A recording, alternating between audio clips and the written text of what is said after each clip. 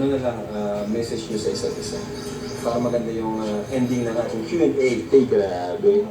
Siguro, ito na muna, Jones. Kala. Ibita na naman na yan. Ito, message ko sa'yo. Thank you kasi at last, nasabi mo rin. And kasi, nirespeto ko rin naman yung dati, di ba? Kung di ka pa talaga handa dati, hindi naman kita. Pero ngayon, thank you kasi nasabi mo na rin sa wakas. So, yun pa rin, walang magbabago and sana mas patagin pa tayo ng pagkakataon, ng panahon.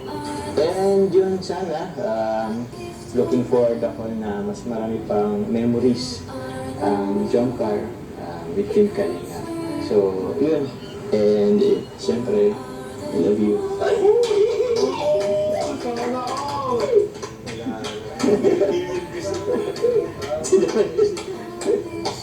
Grabe na to. Si Carla naman. Carla naman. Thank you kasi nirespeto mo yung desisyon ko na hindi naman na natin ipaalam sa kanila. Siyempre kasi natatakot ako sa sasabihin ng ibang tao. Siyempre kilala mo naman ako dito.